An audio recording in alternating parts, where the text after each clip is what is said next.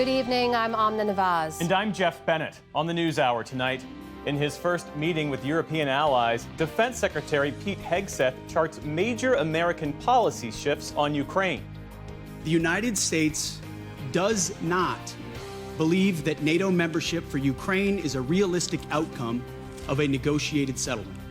Lawmakers spotlight the so-called war on waste as Elon Musk's influence in the White House grows. And the Trump administration guts key research efforts within the Education Department, an agency the president has pledged to eliminate altogether.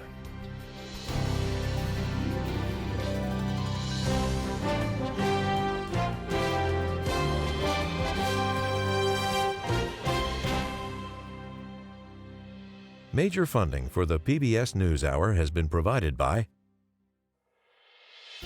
On an American Cruise Line's journey, travelers experience the maritime heritage and culture of the Maine coast and New England islands.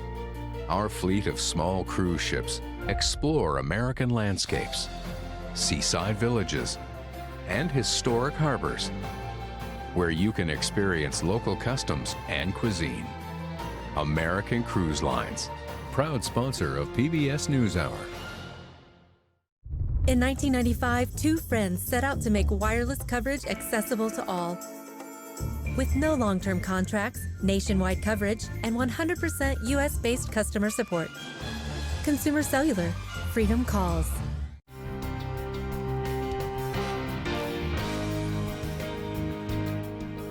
The Judy and Peter Bloom Kovler Foundation, upholding freedom by strengthening democracies at home and abroad. The Walton Family Foundation, working for solutions to protect water during climate change so people and nature can thrive together. Supported by the John D. and Catherine T. MacArthur Foundation, committed to building a more just, verdant, and peaceful world. More information at macfound.org. And with the ongoing support of these institutions.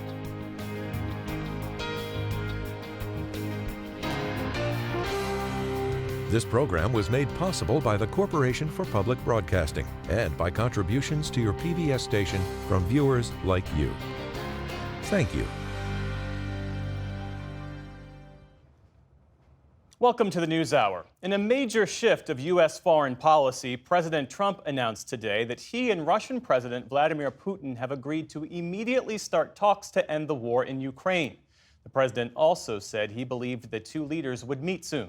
Earlier in the day, Defense Secretary Pete Hegseth outlined further policy changes, saying Kyiv should not expect to recapture all territory occupied by Russia and that its bid for NATO membership is unrealistic at this time. Nick Schifrin begins our coverage. At the headquarters of what U.S. officials consider the world's most important alliance, today Secretary of Defense Pete Hegseth put the alliance on notice. We're also here today to directly and unambiguously express that stark strategic realities prevent the United States of America from being primarily focused on the security of Europe. For decades, the U.S. has deployed tens of thousands of troops to Europe to help guarantee decades-old U.S. policy that Europe be integrated, free, and secure.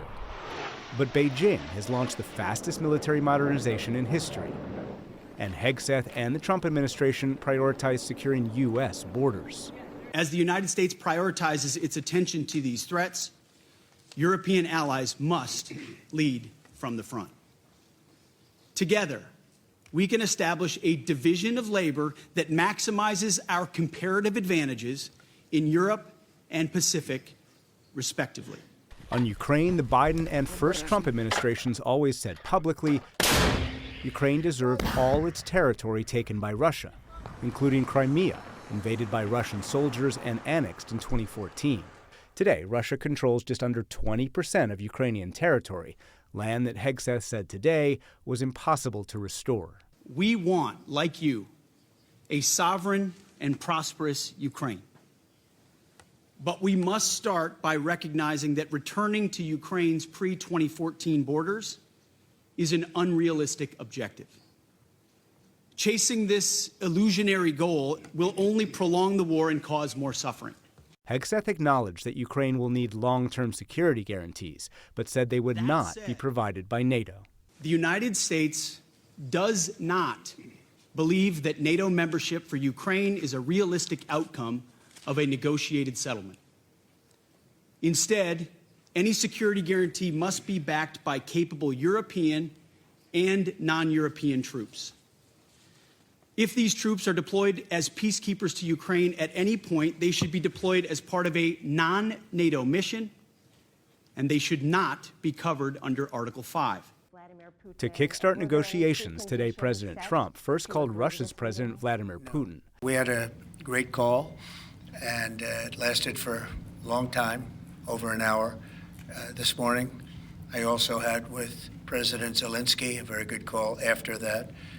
And I think we're on the way to getting peace. I think President Putin wants peace, and President Zelensky wants peace, and I want peace. They've been saying that for a long time, that Ukraine cannot go into NATO, and I'm okay with that. In response, Zelensky said he was putting his eggs in Trump's basket.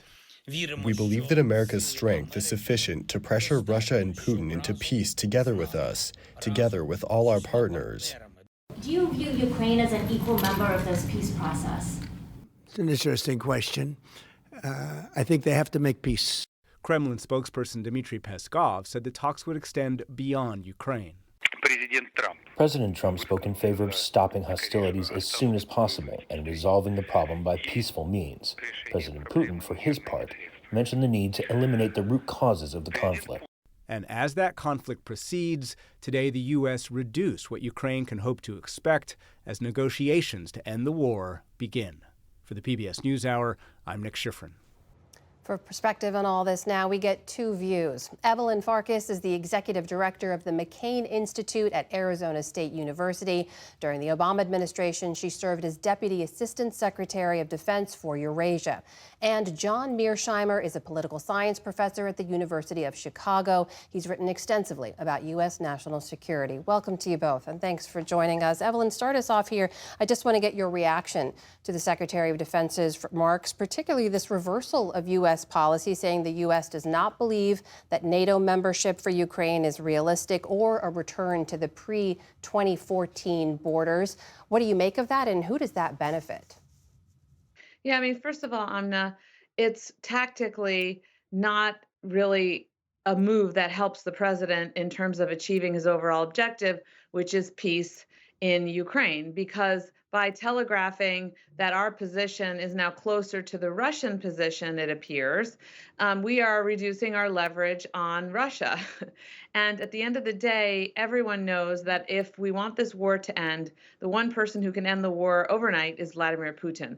The Ukrainians don't want to fight, but they have to fight because they're fighting for their sovereignty. And they won't accept any kind of trade of their territory without a firm security guarantee. And a security guarantee without the United States involved will not stop Vladimir Putin. That's the reality. John, what do you make of that? Well, I think it's quite remarkable what the Secretary of Defense said today. He is basically saying that he accepts the Russians' two major conditions for moving toward a peace settlement. The Russians have said that before serious negotiations can even begin, the West and Ukraine have to accept the fact that Ukraine will not be in NATO, that it will be a genuinely neutral country. And number two, the West has to accept the fact that Russia has annexed the 4 oblasts in the east that it now in large part controls, and Crimea. And the Secretary of Defense basically said that Ukraine is not going to be in NATO. The United States is not going to give Ukraine a security guarantee. That sounds like a neutral Ukraine to me. And furthermore, although he didn't specify what territory the Russians can keep, he sounded like he was very close to saying they can keep those 4 oblasts that they've annexed and Crimea. So I think this is an amazing statement, and it's an almost complete reversal of what the Biden administration was doing in Ukraine. Evelyn, we also heard from the Secretary of Defense that Europeans will now need to provide the security guarantees for Ukraine, not the U.S. and not NATO. And you heard there, he also said that if European troops are to act, they're going to be acting on their own without the Article 5 protection, meaning an attack on one is an attack on all. What does that mean in practical terms on the ground in Ukraine and also for the NATO alliance more broadly? Yeah. Yeah, I mean, Amna, first of all, everybody agrees the Europeans need to do more in terms of providing for their own defense and the defense of the continent. But let's not be naive.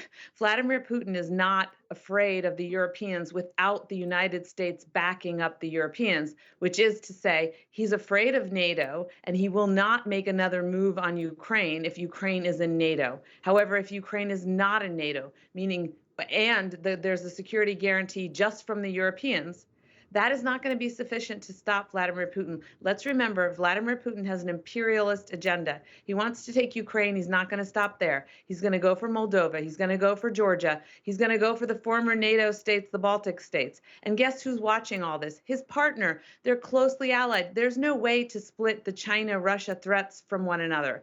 China's watching. China will make a move on Taiwan, and China will not stop there. China has disputed territories with Japan, the Philippines. We have alliances with those countries. I can go on. You don't have time. But the reality is that it's very dangerous if we leave the security guarantee purely to the Europeans. John, does this further embolden Putin? And if you're a NATO ally listening to these remarks, does this say to you that the U.S. is no longer a reliable partner?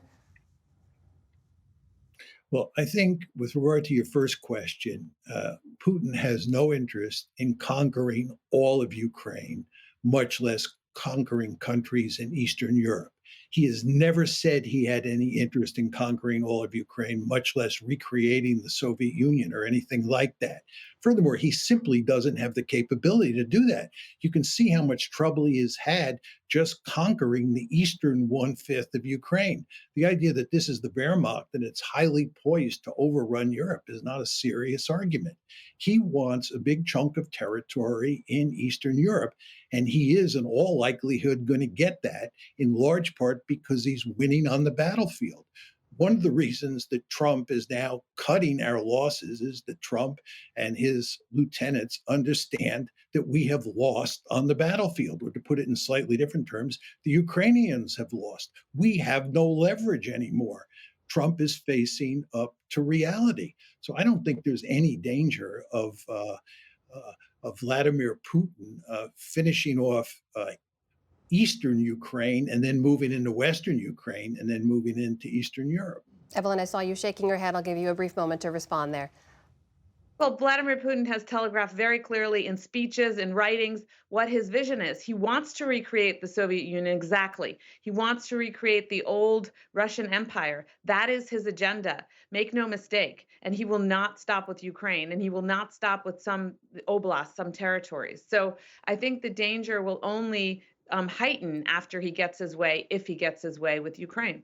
John, we heard from President Trump now that the negotiating teams have now been selected, and he hopes that this will help to bring an end to the war. Do you see those negotiations yielding success? What do you think comes of those talks?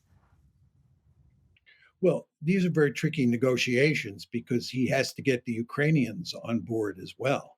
It's not just the United States. He also has to pay attention to what his European allies are interested in doing. The United States is clearly the main force driver here. There's no question about that. But it's not just us alone. So it'll be somewhat difficult to wrap up some sort of agreement from that perspective. But furthermore, you want to understand that Putin is interested in a much broader security agreement. He's not just interested in shutting down the war in Ukraine. He's fully aware that there are a number of other serious flashpoints in Eastern Europe. I could name 6 potential flashpoints that we should worry about and that Putin should worry about. And what he'd like to do is get some sort of comprehensive security architecture for Europe in general, and certainly for the eastern half of Europe, so that we don't go down this road again and have a replay of the war in Ukraine. Evelyn, in the few seconds I have left, do you think these peace talks, these negotiations will yield success? If they do, it will take some time. We could get a quick ceasefire, but I don't think we're going to have a comprehensive peace deal over the weekend at the Munich Security Conference. Evelyn Farkas, John Mearsheimer, thank you to you both. Appreciate your time. You're welcome.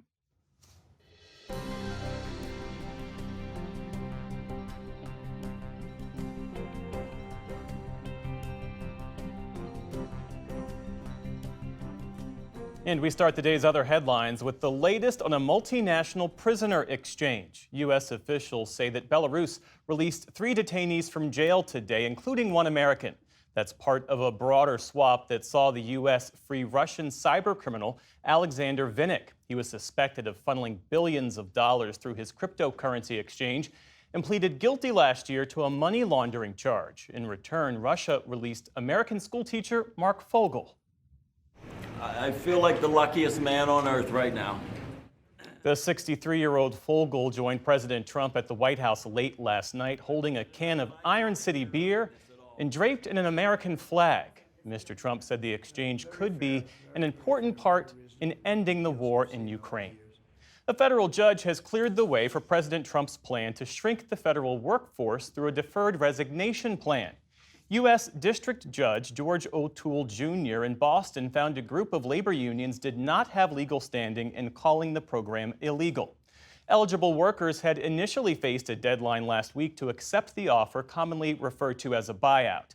Under the plan, they would be allowed to leave their jobs with the promise of pay through the end of September. 8 government watchdogs are suing President Trump for abruptly firing them last month. The federal lawsuit argues the inspectors general who all served during Mr. Trump's first term should get their jobs back. It states, quote, President Trump's attempt to eliminate a crucial and long-standing source of impartial, nonpartisan oversight of his administration is contrary to the rule of law. They further argue that Mr. Trump was legally required to give Congress 30 days' notice beforehand. In Washington, D.C., the newly installed Board of Trustees at the Kennedy Center voted today to make President Trump its chairman. It comes days after Mr. Trump announced plans to overhaul the institution and after he replaced the board with his own appointees. The board also voted to fire the institution's president, Deborah Rutter. She had initially planned to leave at the end of the year. Former acting director of national intelligence, Richard Grenell, will now be the interim president. President Trump has cited the center's hosting drag performances as a reason for wanting to reshape its programming. The Trump administration is scrapping a Biden policy that aimed to regulate name, image, and likeness payments to college athletes under Title IX rules.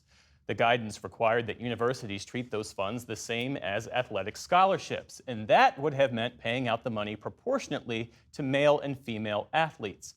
A Trump official called that guidance overly burdensome. More winter weather hit the central U.S. today, from Oklahoma to the Great Lakes. Further east, they're digging out from a separate storm that cut its way from Kentucky to the nation's capital.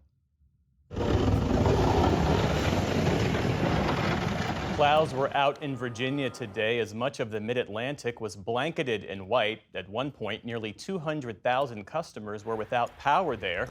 Meantime, in California, they're bracing for an atmospheric river that will bring heavy rain. Forecasters say the flash flood risk is especially high for burned-out areas around Los Angeles. Federal health agencies are restoring websites and data sets that had been forced offline due to a presidential order. That comes after a judge in Washington, D.C. ordered the content returned, saying their loss threatened the work of doctors and public health at large. The scrubbed material included information on HIV monitoring, contraception, and the enrollment of women in clinical trials, among other things. The site removals were apparently in keeping with an executive order from President Trump directing agencies to remove any indication of alleged gender ideology. Consumer prices ticked higher last month, rising 3% when compared to the same time last year. That was due largely to higher costs for groceries, gasoline, and rent. Today's reading is likely to give the U.S. Federal Reserve further reason to hold off on cutting interest rates. President Trump made cutting prices a central part of his re-election bid, promising to reduce prices on day one. Instead, economists say his proposed tariffs could drive prices higher, even if temporarily. Fed Chair Jerome Powell told a congressional committee today that the Fed will see how those policies play out before acting. We will then try to make an intelligent judgment about the overall effect on the economy of those and conduct our policy accordingly. But it's not our role in any way to comment on the wisdom of the policies that are enacted by Congress or by the administration. Concerns about the pace of Fed rate cuts sent a chill through Wall Street today. The Dow Jones Industrial Average ended down more than 200 points by the close. The Nasdaq managed a tiny gain of just 6 points. The S&P 500 closed lower, slipping about 16 points. And canine enthusiasts are paying tribute today to the nation's new top dog. For Best in Show at the 149th Annual Westminster Kennel Club Dog Show, I choose the Giant Schnauzer. Monty, the giant schnauzer, took home the most prestigious award in the U.S. dog show world last night. Judges determined the 5-year-old most closely matches the ideal for his breed. Some of the other finalists included a Whippet named Bourbon, who has been the runner-up 3 times now, plus a Bichon Frise named Neil, a Skye Terrier named Archer, and a Shih Tzu named Comet. Monty and his owner, Sandy, don't get a cash prize, but they do get a trophy, a giant ribbon, and, of course, lots of bragging rights. Still to come on the NewsHour, House Republicans release their budget blueprint as the Senate confirms Tulsi Gabbard as Director of National Intelligence. Cuts to the federal government continue, this time within the Department of Education. And actor Adrian Brody unpacks his Oscar-nominated performance in the post-war epic, The Brutalist.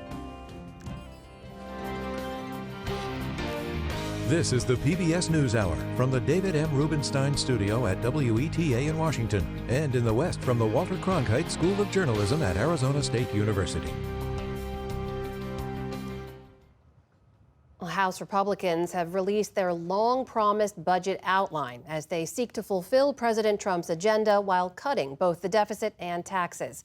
But it remains unclear whether the plan will achieve those goals or if it even has the votes. Congressional correspondent Lisa Desjardins is here with the latest. Good to see you, Lisa. Hi. We'll get into the details in a moment, but just a quick reminder, why does all this matter? Right. What Republicans do or don't do will affect nearly every American taxpayer. It will also determine for potentially a decade who the winners or losers are in this economy. Corporations, what happens to them? What about the poor? And it will also tell us, is Congress ever going to be serious about bringing down the deficit? All of that is at stake here. High stakes. Okay, so now to the proposal. Just walk us through it. There's been a lot of buildup and debate. What exactly are House Republicans proposing? All right, we've got some numbers, so I'm putting my glasses here. But first of all, I want to say this hasn't been easy, but Republicans finally cobbled this together today. It is a framework. It is a sweeping plan. At the start, this is what they say they want to do as their outline. For tax cuts, $4.5 trillion worth of tax cuts over 10 years. Spending cuts, somewhere between $1.5 and $2 trillion. For the border and for ICE, detention and deportations, $300 billion. That would be in effect almost immediately. Now, all of this, you put that together, Amna, and it would end up increasing the deficit by most estimates of $3 trillion. Republicans, there's an asterisk there, dispute that because they say the economy will make up for that. We're going to get into all that context, I think, as we get down the road. But the key part here is that Republicans are doing major tax cuts and also major spending cuts. One of the programs that would be most on the chopping block potentially for spending cuts is Medicaid. Now, that is the 72 million person program in the United States. Republicans say it's full of waste and fraud, that they want more work requirements. Democrats say no. But Speaker Johnson says even if that's controversial, it's a good start. He put out this statement saying today that he remains focused on working through the process to deliver on promises made to the American people. There's still much work to be done, but we're starting on the right path. Now, that's to say also this agreement isn't entirely cemented. At the same time, Democrats are pushing back against this plan. They're saying it would hurt working and middle-class Americans. None of this is going to help the pain that Americans are feeling when they go to the grocery store or when they fill up at the pump or when they try to save for a house or when they pay their rent. All of it is a sham, and it's a way to make sure that the rich get richer. But of course, Republicans control the House and the Senate. Whether this succeeds or fails will be entirely up to them. So this is the proposal from House Republicans. Senate Republicans seem to be moving in a different direction. What's happening there, and is that a sign of bigger problems ahead? Again, something I think we'll get into more in the weeks ahead, but this is all to do with a process called budget reconciliation, which is essentially a way to get around the Senate's 60-vote requirement. Republicans don't have 60 votes in the Senate. They do have 53. So they're using this process as a shortcut. Now, when you do that, it's an elaborate series of steps. Both House and Senate must agree on a budget. So Senate Budget Chairman Lindsey Graham thinks the House is taking too long. And so he moved forward today with a separate plan that would only focus on the border portion, that border detention ICE portion of it. And he explained to reporters yesterday why he thought this was necessary. I heard Tom Holman, pretty tough guy, begging us for money. I beg you to give me more resources. I heard Russ Vought, the OMB guy, say, ICE is out of money. All I can tell my House colleagues, whatever you need to do to get the one beautiful bill, do it. Do it now. You have my blessing, you have my support. But if we can't do it quickly, we need to go to Plan B. Tom Holman, the border czar. Now, why is he nervous? Let's look at the House balance of power right now. Republicans barely have a majority there. They really just can't afford too many votes. So he says, let's take something that's an easy win here. We'll see how this works out. Meanwhile, in the Senate, a win for President Trump. His pick to be the Director of National Intelligence, Tulsi Gabbard, was confirmed and later sworn in. What should we know about her and the other nominations in process? Former Congresswoman Tulsi Gabbard sworn in just a short while ago. She passed through the Senate with just one Republican voting no. That was former Republican leader Mitch McConnell. He wrote a statement saying that he was very concerned that Tulsi Gabbard would not state clearly that Vladimir Putin is behind the war in Ukraine. He said that is a real risk if the intelligence chief doesn't acknowledge that. He said he does hope she rises, in his views, to the responsibilities of the job. But otherwise, all the Republicans signed on board. And we are watching Robert F. Kennedy Jr., who passed a key procedural vote today with every Republican backing him. His final vote, we don't know how that will go, but he's well on the way to confirmation. We expect that tomorrow. Lisa Desjardins, thank you very much. Welcome.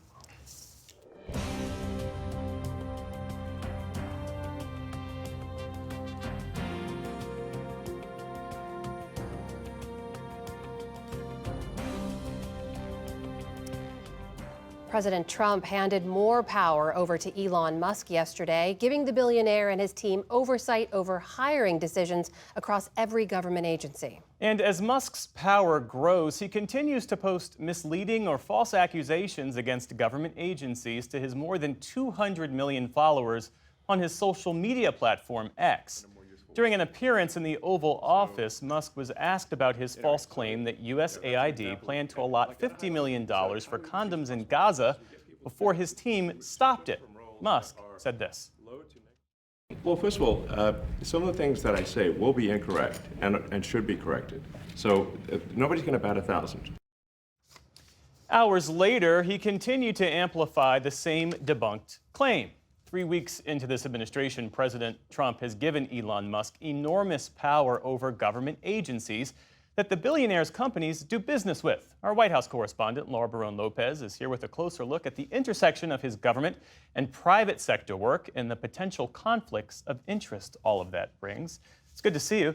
So how much do Elon Musk's companies make from his federal government contracts? Elon Musk owns 6 companies, including X, the social media site, as well as Neuralink, the brain implant company. But the two that benefit the most from government contracts are the rocket ship company, SpaceX, and Tesla, the electric car company. And in all, Musk companies have been awarded more than $13 billion in government contracts over the last 5 years. That includes $3.8 billion in government contracts awarded in 2024.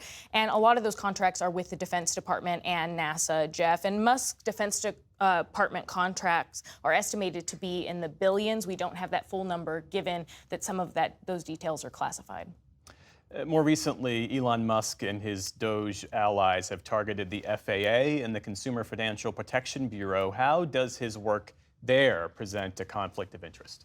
President Trump has said that Musk has free rein to slash spending as well as the workforce. So first with the FAA, they regulate SpaceX. And last fall, they proposed that SpaceX should be fined more than $600,000 for licensing violations. The FAA is also currently investigating SpaceX for some safety violations. So again, potentially damaging some of Musk's businesses. Now, with the consumer watchdog CFPB, Musk has called for its elimination entirely, posting on X, RIP to CFPB. And Musk and his team are leading the efforts to dismantle that consumer watchdog. The White House recently ordered for all work to stop there. So why is this a possible conflict for Musk's personal interests? Well, for years, Musk has been trying to turn X into an everything app. That includes a digital wallet for people to send money to each other, and that digital wallet known as X Money is expected to launch later this year. CFPB is the main federal financial regulator of digital payment systems like that.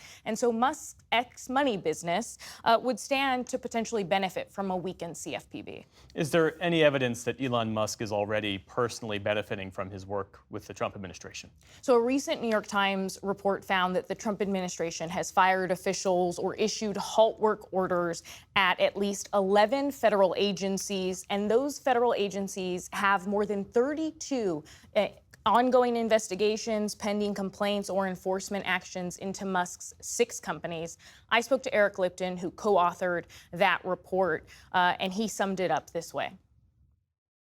Across the landscape of the federal government, there have been changes in oversight through firings by President Trump or departures through the transition that have brought real benefit to Elon Musk and his companies. That there are lawsuits, there are investigations, there are pending matters that he is less likely to be fined on as a result of or punished as a result of. And there is real benefit that Elon Musk has already achieved.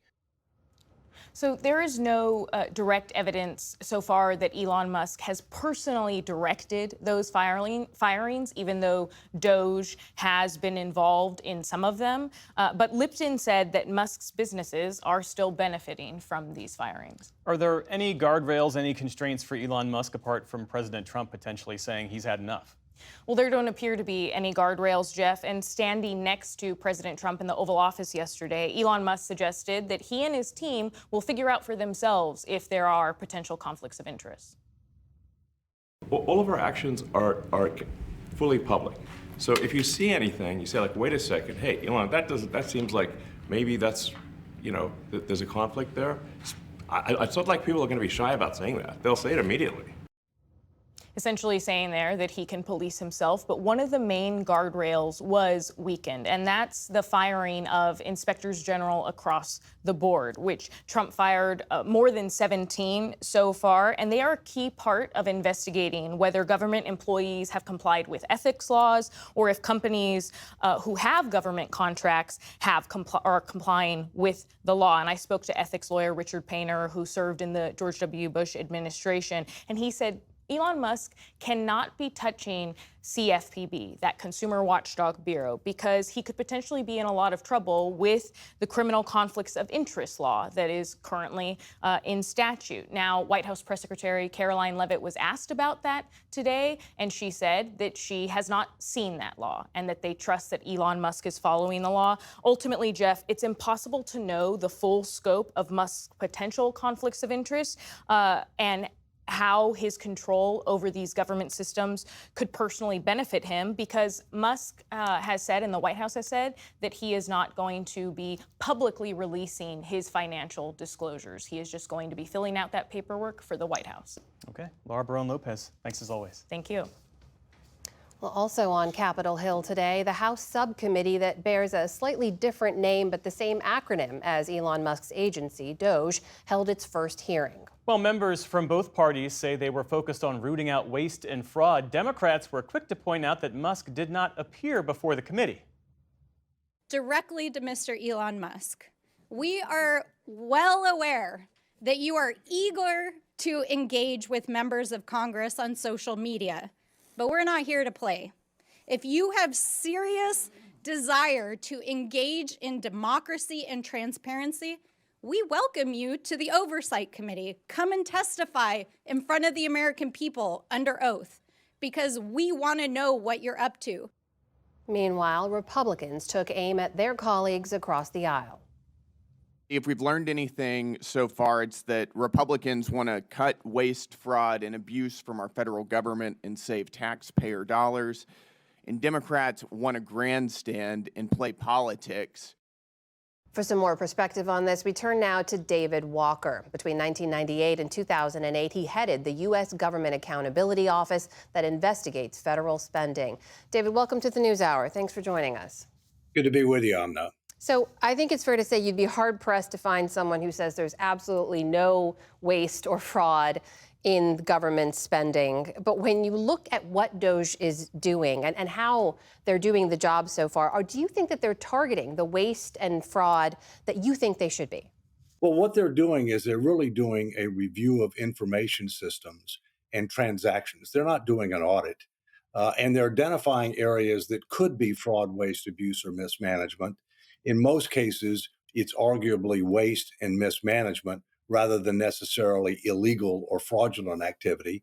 And what they're demonstrating is that the federal government has thousands of outdated, non-integrated information systems and totally inadequate controls. And that's one of the reasons that you're seeing some of these sensational items pop up.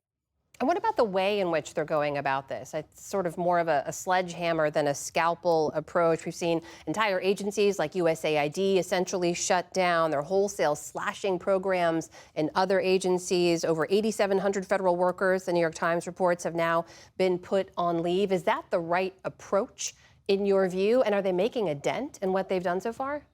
Well, I think that they need to be much more transparent about their targeting, about what they're doing, who's doing it, what type of background checks, what type of clearances that they've been given.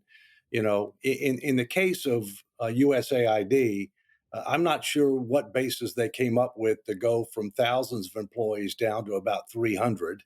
And I think that there needs to be much more transparency with regard to the criteria that they're using as to how they're getting to some of those numbers as well.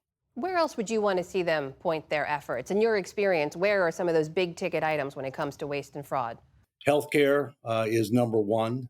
There's also a lot of problems with regard to certain payments, in particular with regard to our COVID payments that were made. I wouldn't be surprised if there was $1 trillion of frankly, fraud and abuse with regard to that item.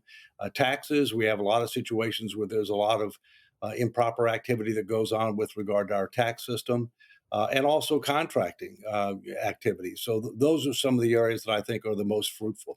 Contracting, you mean specific to like the Department of Defense, for example? Well, that would be one of the big contracting agencies. There are a lot of agencies that engage in contracting, but defense is one of the biggest for sure. You know, they also say, the DOGE team and the administration, that they're doing work that the existing bodies have not been doing, the Government Accountability Office, for example. But for the Trump administration to then fire a number of inspectors general who would also arguably be doing this same work, do you think that hurts or helps their mission? Well, first, the inspectors general are supposed to be on the front line of fraud, fighting fraud, waste, abuse, and mismanagement. That's not the GAO's job. That's the inspector general's job. And whoever advised the president to be able to fire all those inspectors general in wholesale and without proper notification to Congress didn't do the country a favor or the president a favor. It was inappropriate. It was illegal. And frankly, GAO and the inspector generals should be working in partnership with DOGE. I mean, they've done a tremendous amount of work with regard to improper payments, with regard to duplication, overlap, and redundancy in the federal government that could be very helpful to DOGE, but I'm not sure DOGE is reaching out to them.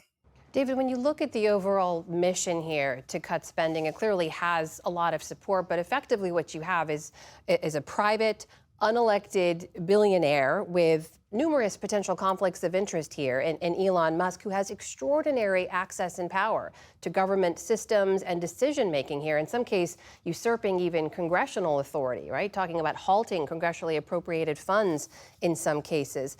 When you look at the way in which they're going about their work, does the end justify these means?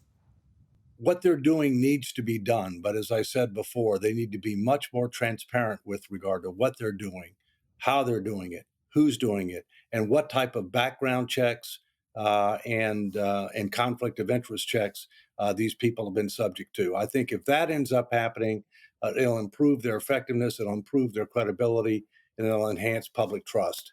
But understand this, DOGE is just the first step in a multi-step process. DOGE can help making a modest down payment in our deficit situation, but we're spending $5.5 billion a day more than we're taking in.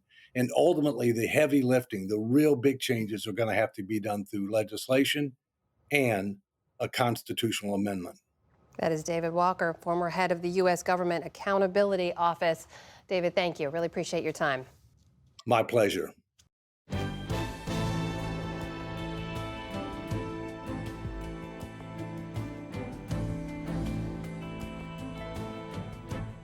The Department of Education is very much on the Trump chopping block. Details have not fully been released yet, but President Trump has signaled plans to dismantle it and move some of its key functions elsewhere.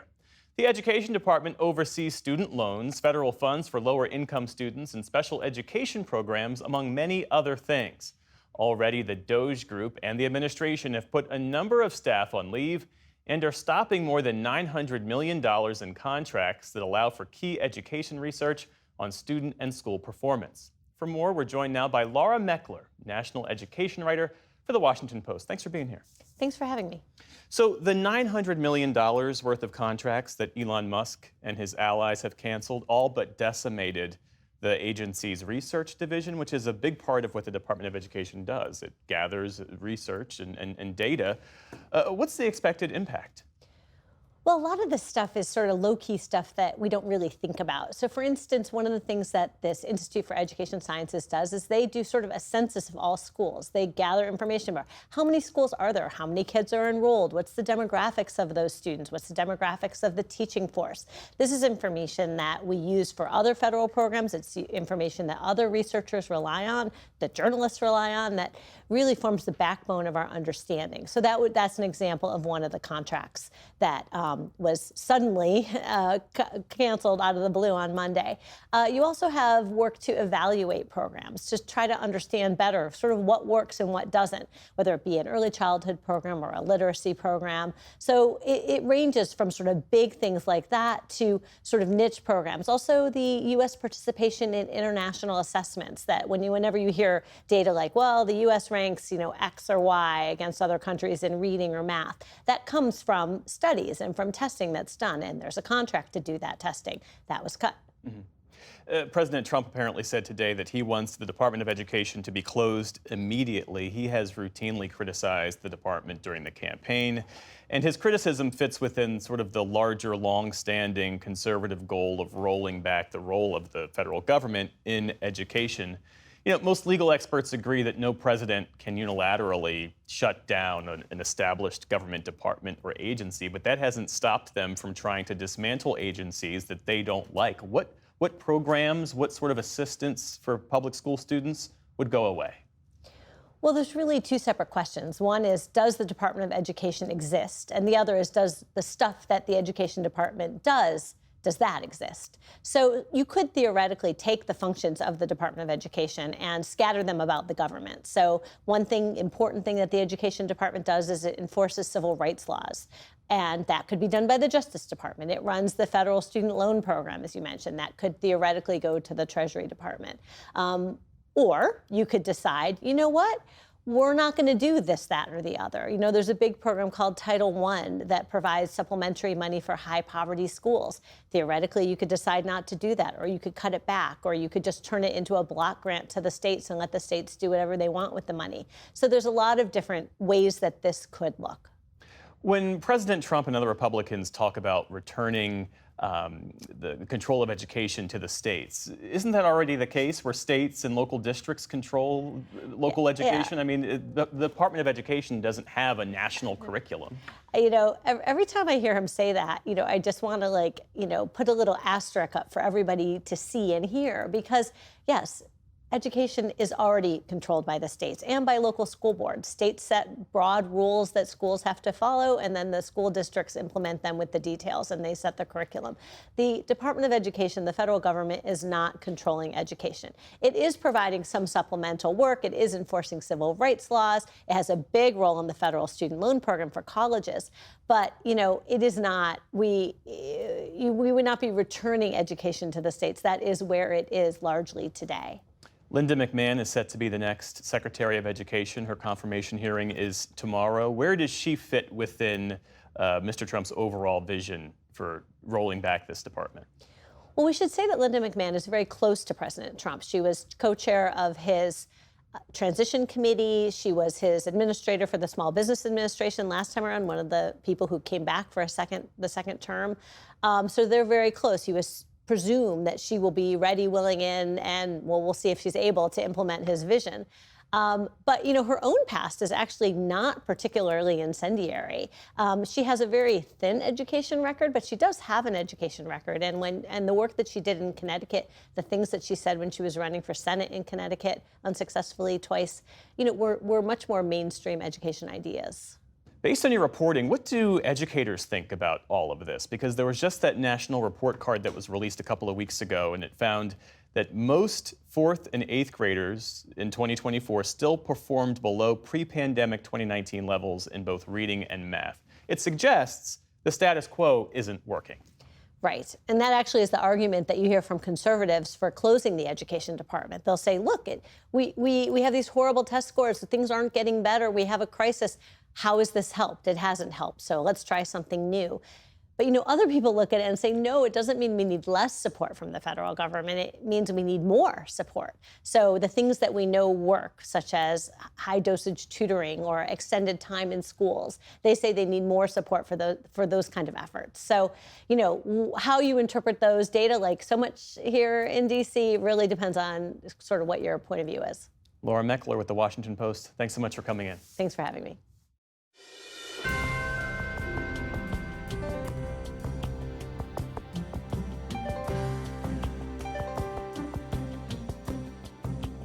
Now to another look at this year's upcoming Oscars. One of the year's most acclaimed films, The Brutalist, received 10 nominations. And its star, Adrien Brody, a winner at last month's Golden Globes, is a favorite for actor in a leading role. He recently joined senior arts correspondent Jeffrey Brown for our Arts and Culture series, Canvas. May I keep these? In The Brutalist, Adrien Brody plays Laszlo Toth, a fictional Jewish-Hungarian architect, survivor of a Nazi concentration camp, his past always present as an immigrant and outsider in post-war America. For Brody, it was the kind of deeply meaningful role that comes only rarely in the life of an actor. You are receiving material, interpreting material to the best of your abilities, and sometimes that material comes and is incredibly powerful, and sometimes it's powerful. But when you have something that's incredibly powerful, it really, it's something. There was a war on, and yet many of the sites of my projects had survived. My buildings were devised to endure such erosion. The film, directed by Brady Corbet, is big in every way. Big dreams, big buildings, big personalities. A story that unfolds over several decades and runs some 3.5 hours long, including, rare these days, an intermission. Brody is there for nearly every minute, playing a damaged, complicated man driven by his art and his need to build. Most deeply creative people have moments of, unpredictability, they're consumed with work and ideas and, can't do everything right. When you get a role, do you immediately start thinking who is this person? In this case, who is Laszlo Toth? Sure. I try to go into any character without judgment and to uncover qualities that are accessible and find avenues into the things that are less accessible. Is that Richie? What's happening, guys? You come back to the neighborhood looking like a freak? Brody made a first big spike-haired impression in Spike Lee's 1999 film Summer of Sam. In 2003, age 29, he became the youngest ever to win the Oscar for Best Actor, playing a Jewish musician in Nazi-occupied Warsaw in Roman Polanski's The Pianist. That role, he says, offered ways toward understanding Laszlo Toth years later. But he also drew on a more direct connection, the immigrant experience of his Hungarian-born grandparents and his mother, Sylvia Plahy, a noted photographer who came to this country at age 15, in the wake of the 1956 Hungarian uprising crushed by Soviet tanks. How much were you able to mine that, or how much ends up in the character? A lot. I think my grandfather's struggles, assimilating and speaking with a very distinct accent, and in spite of being so gregarious and charming, still being treated as a foreigner and not quite able to excel as much as he could have. And my mother's journey and my mother's understanding of loss and her sensitivity to the loss of others and how that's been very much part of her work. Winning the Golden Globe Award in January, Brody paid tribute. Although I do not know fully how to express all of the challenges that you have faced and experienced, and the many people who have struggled immigrating to this country, I hope that this work stands to lift you up a bit and to give you a voice. And I'm so grateful. I will cherish this moment forever. Thank you. Haven't you told them anything about me? Laszlo, how long have you been here now? 4, 5 years? The sense of connecting to, becoming the character is fundamental to Brody's approach. He said he seeks to, quote, act less and feel honest in an interpretation. Acting has some kind of connotation of acting like something, doing an impression of something. Of any actor who's studied has found the greatest sense of connection when they're able to do a bit less of that. And the only moments that you are really acting are when you're not connecting to that. And that is not what one should be doing. In The Pianist, in which his character has a painful limp, Brody went so far as to put rocks in his shoe. You made yourself uncomfortable. Make myself feel a bit of discomfort. And I'm not required to put something on. I can just kind of experience it and it'll trigger something else. I think that's the beauty of being an actor, is that you can only get better if you can remain focused and grounded and connected with the work. He's regularly appeared in films and television series, including starring in the 2005 blockbuster King Kong. Simone Naked Cell Block J Hobby Room. I want to buy it. Smaller roles in several Wes Anderson movies. Yes, it is. No, it is. Yes, it is. A billionaire investor with his own island in Succession. For me to come your way, I have a little wish list. A little EPS juicing, some stock buyback, let me in. But he's lamented the dearth of truly important roles. For a time, he put more of his creative energy into an early love, painting. It's never a clear path. It's one of a constant need to find things that aren't quite apparent, that you have to make your way through it. And every once in a while, something will come along that is a beacon, that is an opportunity to do your best work, and that you're around people doing their best work, and that it lifts you up and gives you space to exist and in the full capacity in which you are yearning to give. They do not want us here. Audrey, Attila's Catholic wife, does not want us here. He also knows that with its themes of uprootedness, anti-Semitism, art in a time of upheaval, The Brutalist feels very relevant to our own moment. It's great to have an artistic film like this present in the conversation. It shows that a film that speaks to much deeper issues and is an artistic work, is not a commercial work, can be commercially viable, and that audiences are not only curious enough to see them, but yearning for storytelling of this nature. And so I'm really grateful to, be a part of something that speaks to all of that. Adrian Brody goes for his second Oscar on March 2nd. For the PBS NewsHour, I'm Jeffrey Brown in New York.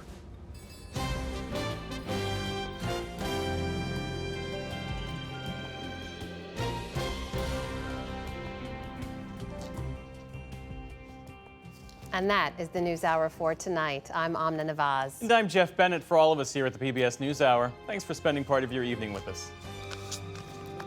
Major funding for the PBS NewsHour has been provided by Cunard is a proud supporter of public television. On a voyage with Cunard, the world awaits. A world of flavor, diverse destinations, and immersive experiences. A world of leisure and British style. All with Cunard's White Star service.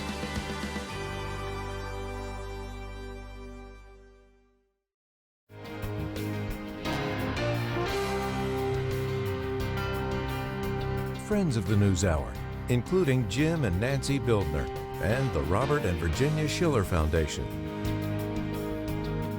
The Ford Foundation, working with visionaries on the front lines of social change worldwide. And with the ongoing support of these individuals and institutions.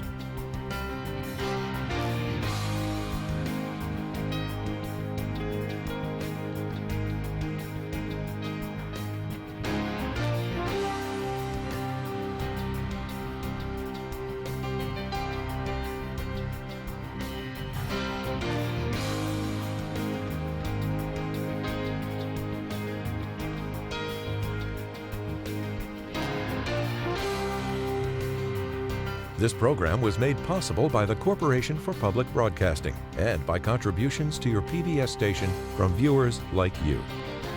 Thank you.